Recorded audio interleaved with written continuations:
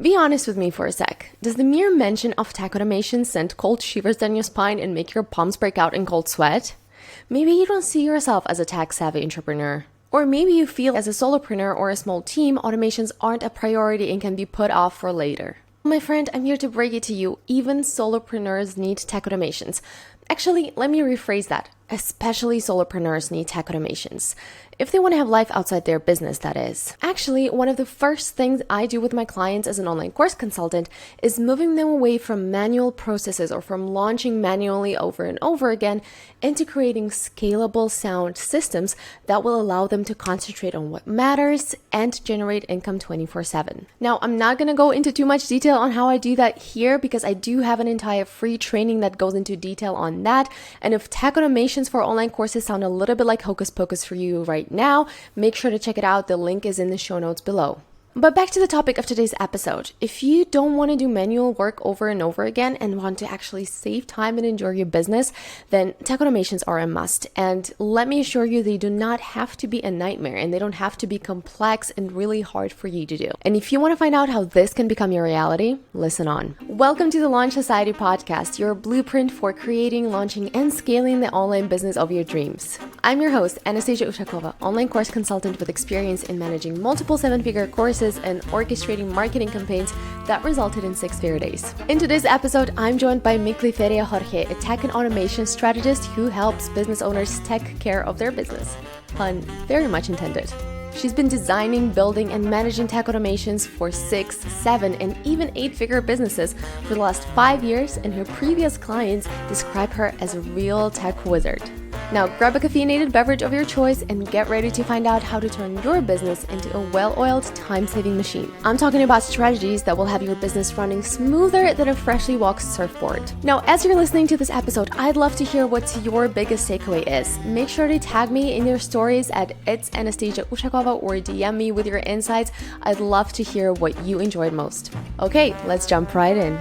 Mikli, welcome to the podcast. I'm so happy that you are my guest today. We've chatted previously before, and I was so inspired by your entrepreneurial journey. So for the listeners who don't know you yet, tell us a little bit more about how you ended up in your field. So you studied psychology, you worked as a VA.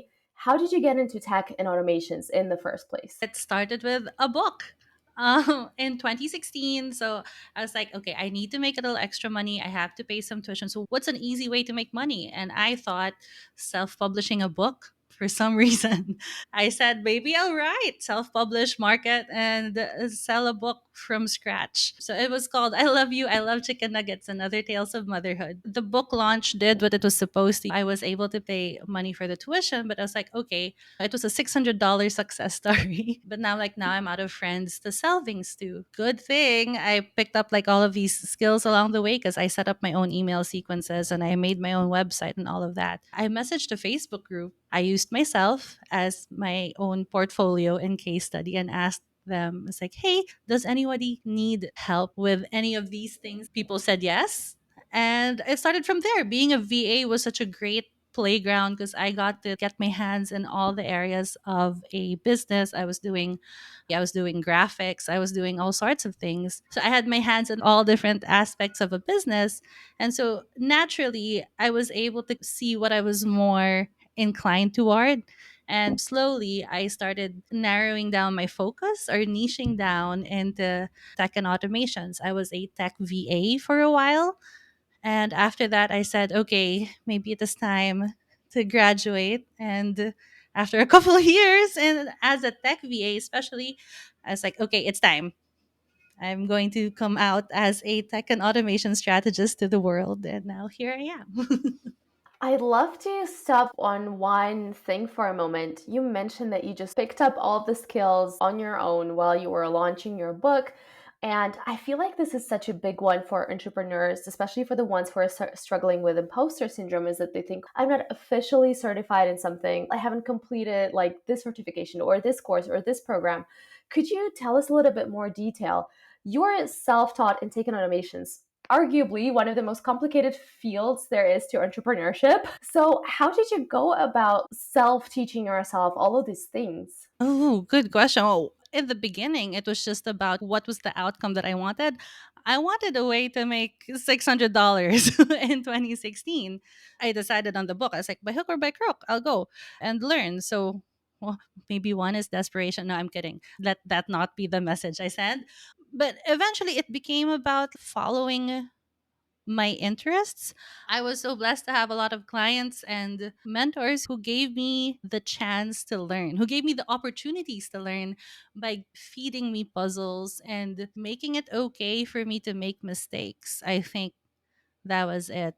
Imposter syndrome was a big thing when I started, but I also talked to myself a lot like, I don't have to be great. As a VA, I don't have to be great at graphics or copy or design. I just have to do it as well as or a little better than my clients. If I can do it the way that they do it, they'll pay me. And just those teeny weeny like things, like I think my confidence would gets built the more that I do and the more that I try. So giving myself those little stepping stones to do and try, they add up. I love this. I love when you said you don't have to be the greatest in the world at what you do. You just need to be a few steps ahead of your clients. It's so logical, but it's so hard for a lot of entrepreneurs to accept. And I feel also if you put yourself as a goal to be the greatest in the world, it's so easy to feel overwhelmed. But by taking it one step at a time, you actually will get to that greatness level much faster and with way more ease and being way, I don't know, kinder to yourself. And on to my next question. A lot of times when business owners hear the word automations or tech, it's called shivers. They think it will add too much complexity into their business, so they just don't bother altogether. But in your experience, are automations really as complex as a lot of people paint them to be? It depends because they can be. You can definitely over engineer automations, but I like to design automations to remove complexity and add simplicity and space into a business. Because, like, the way that I look at it, if you look at your house, wherever you are now, you're not seeing an architect's measurements and lines and shapes. You're experiencing what it's like to live here. So it's the same with automations. It's not so much what these automations look like in the back end and how complex they are, but what is the experience of living in your business, and can you simplify that? Can you give yourself space and ease? Can you give yourself your time back? And I think that's for me what automations do. Like, they can add simplicity, they can remove complexity.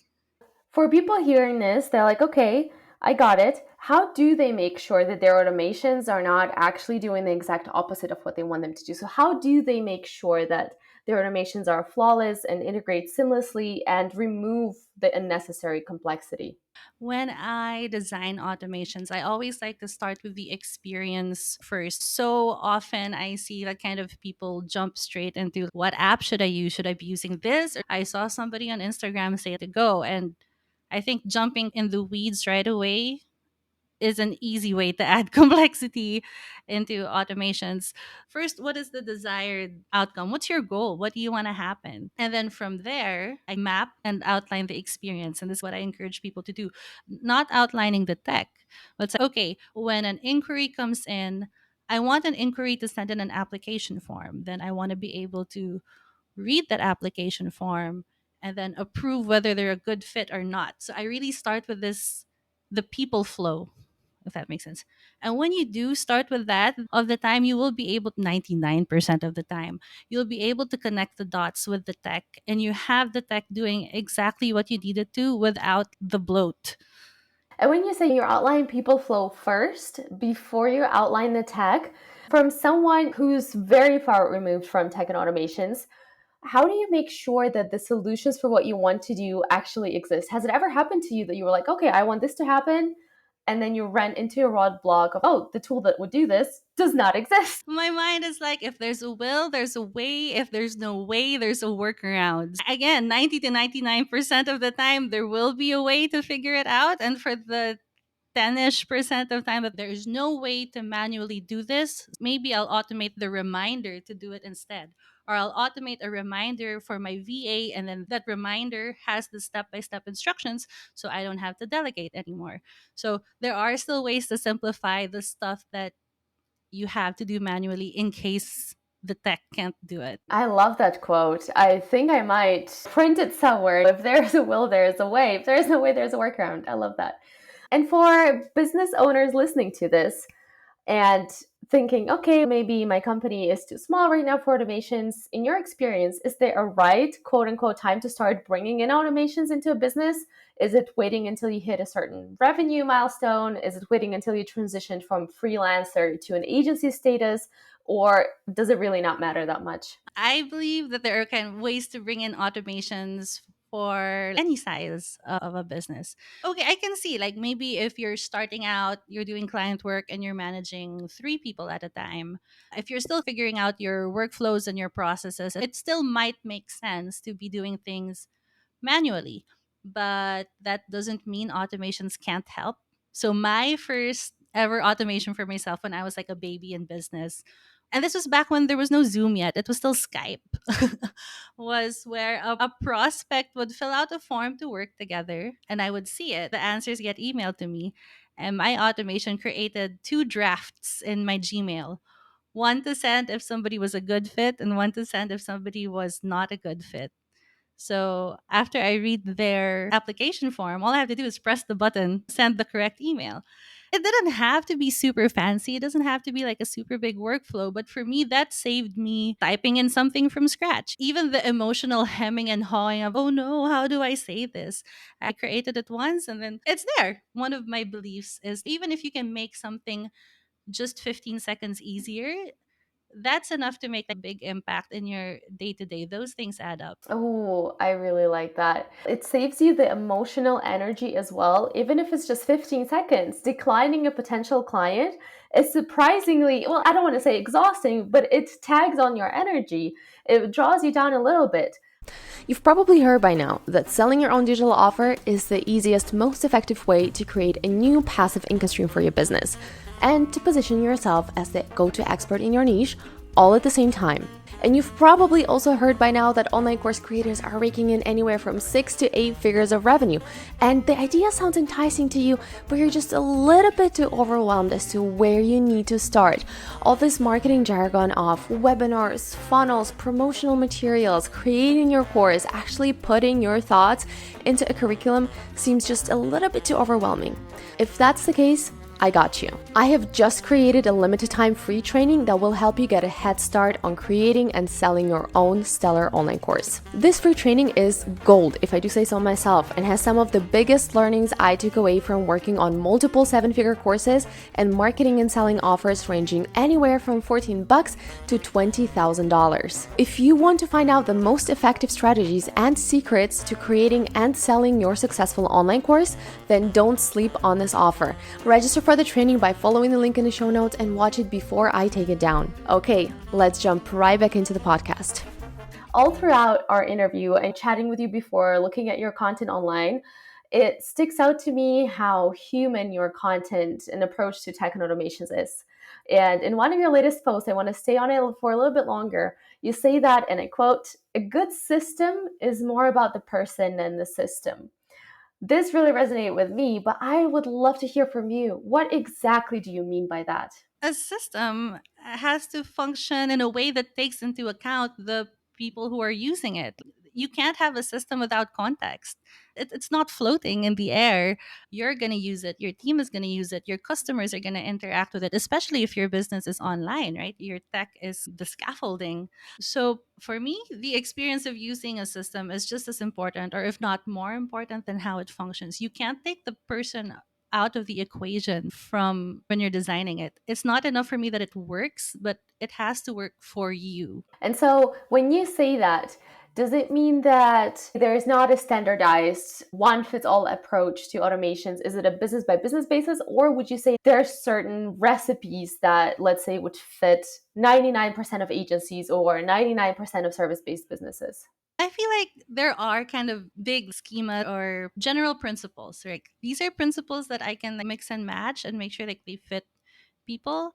Let's talk about like the thing where if we can't automate it, I can remind you to do the manual part. For some business owners, I've built it so that it sends an email to their VA when it's time to Hey, this person hasn't signed the contract. After reminding them 3 times, please double check manually. So that's an email that goes out. For other people, they like having a notifications channel in their Slack. Other people don't want to get a notification, they want to see it in their Asana or in their calendar. So that's like multiple ways to apply principles, but you just so those are just kinds of the things that I'm thinking about. I don't know how to talk about a recipe that applies to everyone, but you do have your basic flows. I think when you do look on the internet and you take anybody's course, they'll talk about maybe your basic welcome email and your delivery emails and all of this. There's nothing wrong with starting out maybe with a template or maybe with or whatever it is that you're learning from whoever it is that you're learning it from. I just want you to know that there are ways to make it work for you. And if you feel like a system doesn't fit, it doesn't mean that you're wrong or you're doing it wrong. It just might mean that the system's not a good fit. And again, if there's a will, there's a way, there's no way, there's a workaround, there are ways to make it fit you. I feel like this applies not only to tech and automations, but literally every single business thing you do, be it marketing, promotion, launch systems. There's so many different ways to do one particular thing. There's so many different roads to come from point A to point B. And if one doesn't work, it doesn't mean that it's not meant for you. And you've mentioned principles as well, principles of automation. So could you mention them? What are the cornerstones that you always keep in mind when you design automation? For me, if it's repeatable, it's automatable. Are you doing something over and over again? Are you sending the same contracts out? Are you sending a weekly email out? Are you creating folders for new clients and putting in copies of the same documents? So anything that's happening a lot, anything that you're copy pasting a lot, it's the bat signal for automations. That's like the number one sign for me that it's time to automate it. The next one for me is start with the outcome and then the flow. So this is something that I mentioned earlier, but I don't dive into the tech first. Always the conversation starts with what you want to happen. The next thing is when we're building, I like to build for the experience. And building for the experience means building for yours and theirs, which means like behind the scenes and in front of the scenes. It has to be a great experience for your customers and for your clients for sure. But I also want to make sure that it's a good experience for you too. And then like that you can breathe.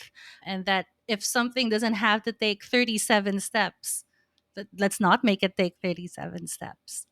And when you look at companies or freelancers who are diving into automations, or maybe they have been automating for a while, what are some of the most common pitfalls or mistakes that people commit, maybe unknowingly, maybe because they don't know better, maybe because they've been taught something wrongly, or just because they overdo things? Oh, no, that's one. I think so. One is overdoing it. So just because you can automate that doesn't mean you shouldn't. I know this is going against everything I was saying today, but maybe some things have to be kept personal. And for me, it's then let's automate everything else so we can keep the personal. Um, we did a summit last year and it was so important for the client and the team. They wanted to be present in the summit, they wanted to be engaged, they wanted to enjoy it. Part of the work there was, can we automate as much as we can on the back end, because it was a very small team, but so that this team could be in the chat, so that this team could be talking with the participants, so that it we could make it feel in the middle of a pandemic that at least for 5 days we were all together again. So that's one. And the other thing is diving straight into the tech without thinking first of what you want the tech to do. So it's so easy. I am very guilty of this. The shiny object syndrome is, aha, but so is using that one, and so is using that one. Or should I be using this other thing? I try to temper myself. And the way that I temper myself is by going back to, okay, let's start with the experience. Let's write it down. What do I want to happen? And from there, it'll become clear like what kind of tech that you want. It's not the sexiest way to go about it. It really is nice to jump into all these different apps and platforms, but doing that sometimes makes it harder to tie the experience together. That's when things get like janky and like duct tape, because people are diving into like these tech platforms that don't do what they needed to do and now are tumbling and gymnasticking their way into trying to make it work. Oh, and I love that you mentioned the tools here because it actually ties into my next question. So, whilst we definitely don't want people to jump tech in first. We've learned that. But still, for someone who has laid out their desired outcome, their desired automation, they know what their people flow is. How do they go about finding the right tools? Do you have your favorites? What kind of costs are we looking at? What sort of tools do you prefer? Me personally, two of my favorite tools are Zapier and Active Campaign. Only because on my end, the way that I think, it's like those two are like if you can think it, you can automate it. Zapier, Active Campaign, and even Google Suite. You can do so much with those with those three. There's so much to play. But this is the corny answer, but it depends. So, for example, so I might not recommend active campaign for someone who doesn't need or want or is planning to do like these complicated flows, because active campaign doesn't have, I'm sorry, active campaign, the best UX. It's laggy, it's hard to add emails in. And if you're somebody who's, I just want a place to be writing newsletters every week to my clients, I'm not holding webinars, that's not in my plans, maybe I'll say, how about ConvertKit? The writing experience there is great. It's very fast, and you don't, if there are features that you're not going to use, you don't need to get them just in case. Yeah, I guess that's my personal is Active Campaign, Zapier, and Google Suite, but it's always going to depend. Oh, I was anticipating Zapier. It's such a classic and very so much so in a world of online courses. There are all-in-one tools becoming more prominent in this space, but I remember working on multiple courses and Zapier was really like the holy grail holding all of the automation systems together. Everything depended on it. To be fair, they are doing quite an amazing job at creating amazing automations. But Mikli, for someone who's listening to this podcast and who's like, wow, I'm all in, I want to automate my business, I want to reduce complexity, but they don't want to DIY it all by themselves. How can they work with you? What do you help your clients with, and what kind of services do you offer? Thank you. At the biggest end of the spectrum, I have done for you tech and automation services. So we'll talk about what you want to happen, and then you leave it to me. I'll design how everything looks like, build it, test it, and then we launch it together. If you have a team of implementers, let's say you have a tech VA, but you don't know how you want the things to look like, I do have an automation strategy and mapping VIP day. Let's take your onboarding flow or your discovery flow, the onboarding to offboarding. Is I need this to be easier, but how? Then during our VIP day, I'll map that out for you. And then I'll give your VA a plan that they can like step by step build to create all of those integrations. And then the other thing is if you do have like quick tech questions, need help troubleshooting, or want to do a consult, I do also have a consultation hour that's available. So those are the three main ways to work with me: done for you, VIP day, and a consult call. Awesome. And for people who would like to stay in touch with you online, what is the best way to find you? Yes, I am on Instagram at HeyMikli, and my website is heymikli.com. Please send me a message on Instagram. That's how Anastasia and I met. I'm so happy to connect with you there. Yeah. Awesome. Mikli, thank you so much for this conversation. I definitely learned a lot, and I'm sure there are podcast listeners did as well. Thank you. Thank you so much for having me. This was so much fun. Wow, this episode was really filled with actionable takeaways. And I'm wondering, what was your biggest insight as you listened to this episode? Make sure to tag me in yours on your Instagram stories or DM me with what you've taken away from this podcast. I'd love to learn what you found the most interesting. And if you have suggestions for any future episodes or would like me to cover a certain topic, then definitely message me as well. And until I see you next time, bye!